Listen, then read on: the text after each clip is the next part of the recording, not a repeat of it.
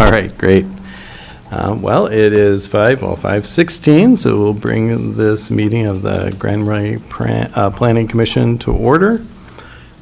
We have our quorum, so that's great. We can get on to our agenda. We have the consent agenda before us. I would entertain a motion to approve the consent agenda. I'll move. Second. All those in favor? Aye. Aye. You can't use that one. that Sorry. one? Oh, that's this one is here? Yeah. that one. Okay, now I understand. Second. For the record. Yeah, great. All right, and we have but one thing on the agenda here today. So to your question, Brandon, yeah, that's the Stone Harbor. Mm-hmm. And the section right next to it at the last city council meeting, we approved the use of that section there for that building or that business. And, you know, that was the same deal that we had with Jack Stone, who had it before. And it's a similar deal to what we have with East Bay next door. So that's kind of where that is. Gotcha. I'm going to skip back to the agenda page quick. We Yeah, added a new sure. feature we'd like you to look at. Oh, the hearing process. Oh, and, In response to your yeah, feedback. no, that's right, I'm sorry. Yeah, so, yeah, there were no written comments, and I do not see anybody here for the public hearing unless, is there anybody online besides Mitch? Okay. Just Harvey, I guess. All right, very good. It's old school, man. I like that. Yeah. So, and now we are back on to the discussion. Thank you Yes. very much, Patrick and Mike, for that. I guess right off, I have a question for Mitch. I'm wondering, I've seen, obviously, the property many, many times. Went down there, was measuring and looking at it. You had mentioned that you're going to be continuing on using it as it has been used. There are a number of vehicles parked there. There are canoes, or maybe not canoes, but kayaks are all parked in there. I'm wondering what the plan is with that. Yeah, thanks for your time, everyone. Our plan, to answer your question and kind of touch on sorry, it's hard to see exactly who's saying what, but I heard someone asking, are we planning on continuing it as a outfitter? And yeah, in all purposes, we see what we're doing as kind of continuing on what's been happening with the first floor, continuing to do some tours on kayaks. We won't need nearly as many. And really the biggest thing we're just hoping to add on and build into the business is making use of the second and third floor that it seems the building was built for. I mean, there's bedrooms and kitchens and everything in it, but Jack just never used it that way. And so our hope is to put 3 residential units up there, and we would prioritize the use of that lot for those, to have parking spots for those 3 cars, rather than as many kayaks are currently out there. So that's our kind of hope and dream for the space, and yeah, that's kind of the 10,000 foot level for you. Okay, and so with the so there's going to be a reduction in that, and of course what I'm driving at is I'm wondering about what's going to happen with the truck. Well, I mean, there is a truck and there is a van that seems to be associated with the business. Will you be taking ownership of those as well? Is that all part of the package, or what's the plan? No, those are Jack's vehicles and his trailer. I mean, Okay. maybe down the road, do we end up buying something from him? Possibly, probably not would be my guess, but I guess Okay. I can't say for certain. But for our purposes, our plan is for those 3 spots to be for residential. We don't see a trailer taking up a spot or anything of that nature. Okay, and where would the kayaks go then? There's some space behind the building. There's like a little shed there. Some of them could fit in. Well, depending on how many we end up keeping, we might make use of some off-site storage. There's kind of a few different ways that it could go.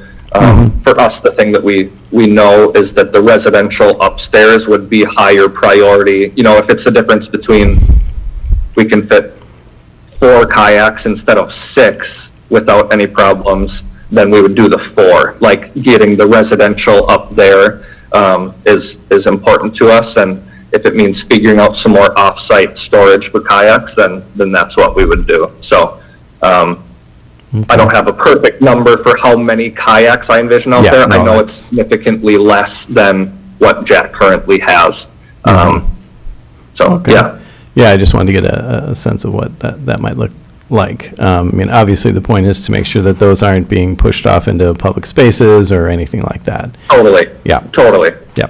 And then in terms of the second floor, this is just my own curiosity. So, it's lofted right now as retail. Will that continue to be retail, or you're enclosing that space, or what's the plan with that? Yeah, so the lofted second floor will continue to be retail. Gotcha. And then if you go down that hallway, Yeah. that's where it's currently built out, and they use it for like office space and overflow storage. Yeah. And we'll essentially wall that off to be a enclosed rental unit. Got it. All right. Sounds good. Do commissioners have any further questions for Mitch? Are those the only modification that you would make to the space, or are they essentially ready to go other than walling them off? Yeah, they're essentially ready to go. Our plan right now is to add literally 1 door on the second floor that walls off kind of the retail, and then on the 3rd floor doing similar. So it's like in these narrow hallways, we're throwing up a few feet of drywall and a door, and aside from that, there might be like a cosmetic change, but nothing like structurally is changing. We're just adding 2 doors to make them self-contained. Okay. And forgive me if this is nosy, but how big are the units approximately? That's a great question. Full disclosure, I'm not a spatial construction guy. That's okay. Let me rephrase. Yeah. Rather than giving me like square footage or something, does it have? Are the units? Do they have multiple rooms? Is there a separate bedroom, living room, or are they more just sort of studio flats? What do they look like, more or less? Got it. Yep. Yeah. So each floor is about 2,000 square feet. I do know that. The plan is for the 3rd floor to have 1 studio and then 1 2-bedroom apartment, and then the 2nd floor would just be a 2-bedroom. And our hope is to be able to use it for a combination of workforce housing as well as short-term rental. And so it's kind of being able to do both with it is really our hope. Okay. All right. Anton, do you have any questions? I guess the question I'd have is looking at the proposed parking arrangements. I could see that being a kind of a pain to run a business, stacking up vehicles in that way, but to have potential renters and different schedules, and I know you're limited by the lot to hitting that requirement for off-street parking, but that doesn't seem great to me. I guess I just don't, it doesn't seem, I don't think that seems adequate, honestly. I think, again, like if it was employees and it's like, oh yeah, this person never leaves and you know that, and they're parking their car up front, maybe it's not really our issue, but it doesn't, my guess is that it's not gonna get used and that people are gonna park in the city parking lot because it looks kind of like a mess to try and orchestrate that, especially, in, in a short-term rental situation, that seems pretty hard to navigate. Sure, yeah, couple things. One of them you hit on, at a minimum, we do foresee at least one of those spots at all times being kind of the building manager, staff parking. And so from a flow standpoint, at a minimum, one of the spots would be for them, and they'll know the situation. And it's probably likely that 2 of the units, at least for a good portion of the year, are workforce housing. And so, that would just go with the territory of, they'll know our short-term rental guests, if we have one with us that night, would get the one in front. I know it's not like a huge spacious lot. We have walked it out and thought through, there's a couple ways. I mean, his kayaks currently take quite a bit of space, and they're pretty sprawled. And we were kind of walking through it and eyeballing how it would all work. And I hear you for sure that it's not this massive parking lot, but we did feel like 3 would be adequate for what we're trying to do. Okay. Okay. It does look like cars would be getting in each other's way, doesn't it? Yeah. What I mean, about, when you walk, when I was down there and measuring, That's not their property, I don't think. yeah, that's on, Oh, I thought that's this on the East line- Bay. No, that'd Oh, be yeah. That's sweet. still the East Bay, so it ends here. Yeah. It's just the green highlighted. Okay. And a quick note about the green highlighted, it's the city's property. And this is relevant to the conversation because the city council talked about leasing this to him at their last meeting, which they're open to, which they agreed to. Okay. But the question came up at the council meeting, what if that lease expires and we've given him permission to use that space for parking, and it's parking that he needs to have in order to meet our minimum zoning requirements? Right. So I think there's an expectation that on the council's point, that we address that with a condition on this permit. Right. And I guess in that, yeah, I mean, if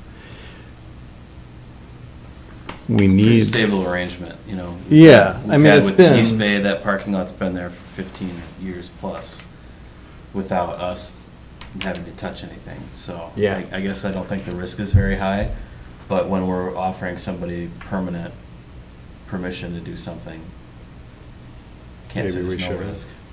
And why do we own that property, just as a reminder? Because we have a stormwater pipe underneath this lot that goes between the parking lot and the pond behind the co-op. okay. and what would the city be on the hook for in regards to that strip versus Mr. Rum here who's leasing it? We're not on the hook for anything.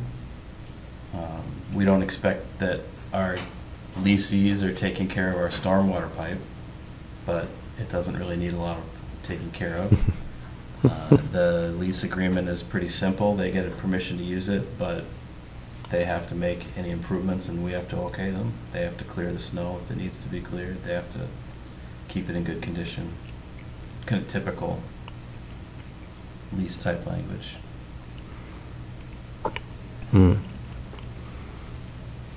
So getting back to the concern of the council was that if, this were to expire and we've given the permission though to have the rental, there would need to be something stating that he'll have to find other reasonable parking for those units, I would think, Or or,